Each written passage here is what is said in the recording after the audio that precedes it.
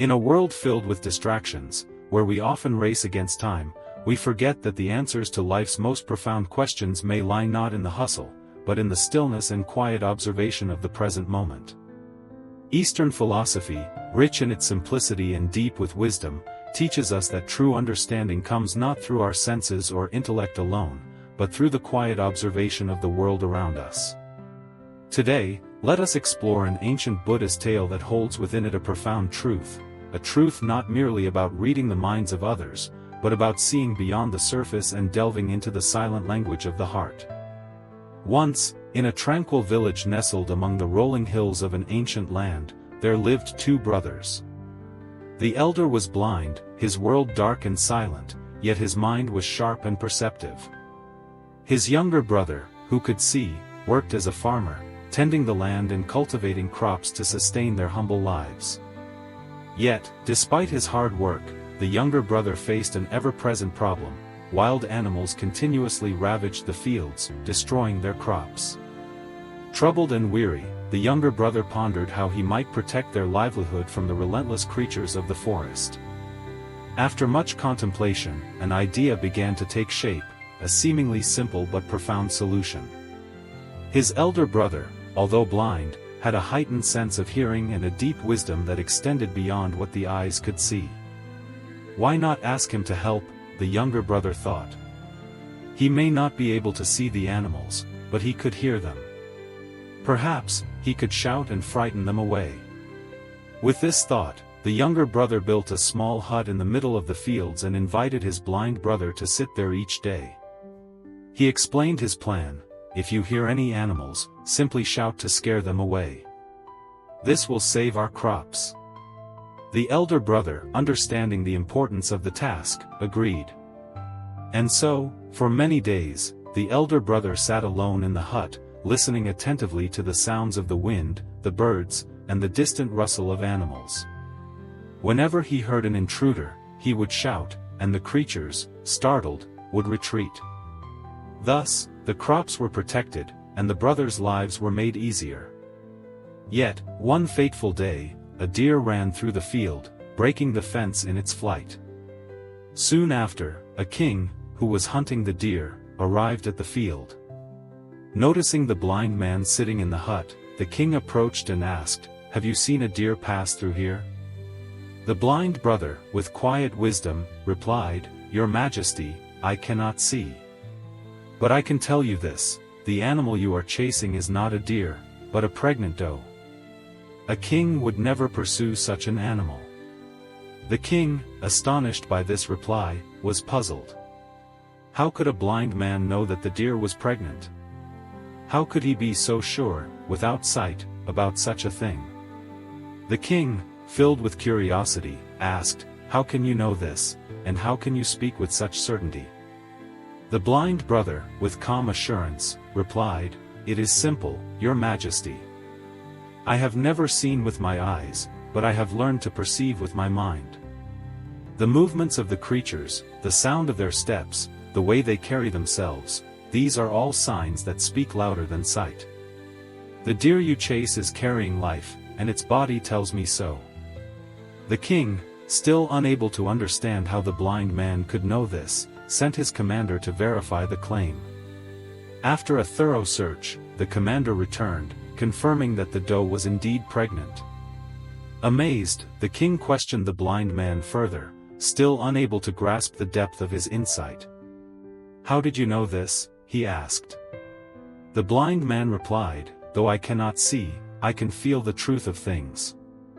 The body speaks a language, and even in its silence, it reveals what the eyes cannot. I have learned to listen to the world, not just with my ears, but with my heart." The king, eager to learn, asked the blind brother another question: "What else can you teach me? How can I learn to understand the hearts and minds of those around me?" The blind brother, knowing that the king's quest for knowledge was deep and sincere, replied gently, "There are 3 ways to read the mind of another, Your Majesty. These ways are simple, yet powerful. They are rooted in the very essence of human nature, and they transcend the limitations of sight." The blind brother began with a lesson on the eyes. The eyes, he said, are often called the windows to the soul. Though they do not speak, they reveal more about a person than words ever can. He explained that by observing another person's gaze, one can understand much about their thoughts and feelings. If a person avoids eye contact, it may suggest discomfort, guilt, or the desire to hide something. Conversely, if a person maintains steady eye contact, it is often a sign of openness, honesty, and trust. The blind brother further elaborated on the subtle signs of the eyes: the narrowing of pupils when someone is angry or uncomfortable, the widening when someone is surprised or intrigued, and the gentle shifting of the eyes when someone is uncertain or distracted. Eyes can tell you where a person's mind is, the blind brother continued. If they look at you with genuine focus, they are present with you. If their gaze is wandering, they may be distracted by something else, perhaps a thought, a worry, or even a lie they wish to hide. Through this, the blind brother was teaching the king not just to see, but to truly look. In the eyes of another, the heart can be read. It is not in the words we speak, but in the way we look, that we reveal our innermost thoughts. Next, the blind brother spoke of the face, the silent communicator that betrays our feelings even when our words do not. Our faces are the mirrors of our hearts, he explained. Every emotion we feel is etched upon our faces, from the smallest frown to the widest smile. And though many may try to hide their true feelings, their faces give them away. He described how a frown can indicate worry, sorrow, or frustration, while a smile can express joy, kindness, or love. The deep furrow between the eyebrows might signal confusion or deep thought, while a relaxed forehead suggests peace of mind. A genuine smile, he noted, involves not just the mouth, but the eyes as well. A real smile reaches the eyes, making them sparkle with warmth and joy. Your Majesty, the blind brother said, pay attention to the faces around you. They will tell you what words cannot. A person's face is a reflection of their soul. It can reveal their pain, their joy, their fears, and their desires, all without a single word being spoken. Finally, the blind brother turned to the language of the body. The body, he said, speaks when the mouth remains silent. We often communicate more through our gestures and movements than we do with words. He explained that body language is a powerful tool for understanding the intentions of others. The way a person holds themselves, the posture they adopt, the way they move their hands, and even the direction of their feet, can give insight into their thoughts and feelings. A person who crosses their arms may be protecting themselves, closing off from others. Someone who leans in while listening is engaged and interested in the conversation. A nervous person may tap their fingers or shift in their seat, while someone who is confident will stand tall and move with purpose. Observe the small, subtle movements of others, the blind brother advised. When you do, you will find that their bodies will speak to you in ways their words never could. Watch their hands, their feet, their posture. These unspoken signals will tell you everything you need to know.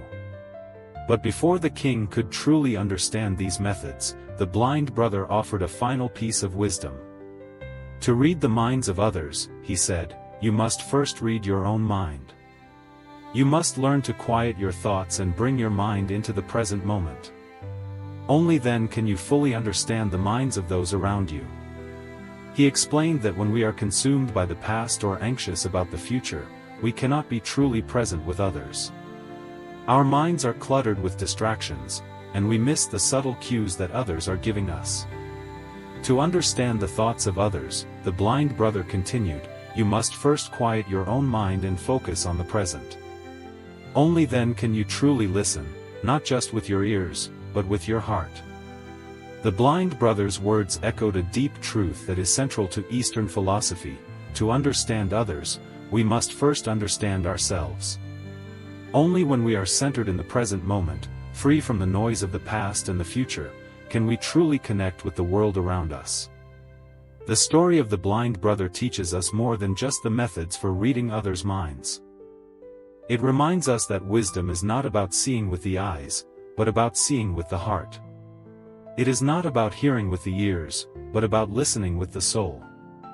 In the quiet moments of life, we can learn to read the signs that others give us, their eyes, their faces, their bodies, and through these, we can begin to understand their thoughts and emotions. But to do this, we must first quiet our own minds and bring ourselves into the present moment. As we go about our lives, let us remember the blind brother's wisdom. Let us look with our hearts, listen with our souls, and observe the silent language that speaks louder than words. For in this way, we can truly understand those around us, and perhaps, in doing so, come to understand ourselves a little better as well.